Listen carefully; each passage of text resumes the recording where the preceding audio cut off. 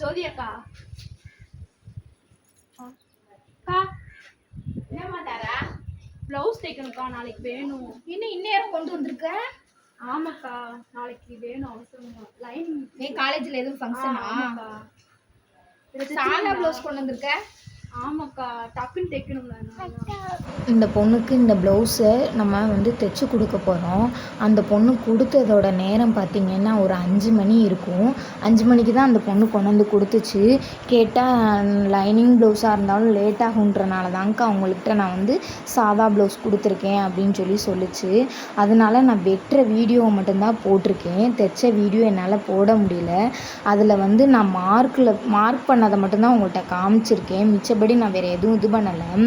ஏன்னா அந்த பொண்ணுக்கு வந்து நான் 9 மணிக்கு தாரேன்னு சொல்லியிருக்கேன். 9 மணிக்குள்ளே வந்து நான் தைச்சிட்டு கொக்கி வச்சு நான் கொடுக்கணும்.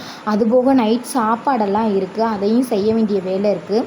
அதனால என்னால் வந்து தைச்ச வீடியோ போட முடியலை. இந்த பொண்ணுக்கு வந்து எப்போ கொடுத்தாலும் அக்காட்ட கொடுத்தா அக்கா எனக்கு கொடுத்துருவாங்க அப்படின்னு சொல்லி அந்த பொண்ணு நம்பிக்கையாக கொடுத்துட்டு போயிருக்கு.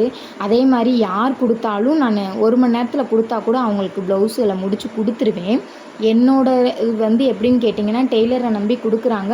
அவங்க நம்பிக்கைக்கு நம்ம கரெக்டாக இருக்கணும் அப்படின்னு சொல்லி நான் நினப்பேன். அதனால நான் கரெக்டாக அதே மாதிரி உங்களுக்கும் இந்த நேரம் அந்த நேரம் இல்லை, எந்த நேரத்துலனாலும் ப்ளவுஸ் கொடுத்துருப்பாங்க. நீங்களும் என்னை மாதிரி சூழ்நிலையை கடந்து தான் வந்திருப்பீங்க. அந்த மாதிரி உங்களுக்கும் அந்த இடத்த கடந்து வந்திருந்தா ஆமான்னு சொல்லி கமெண்ட் பாக்ஸில் சொல்லுங்கள்.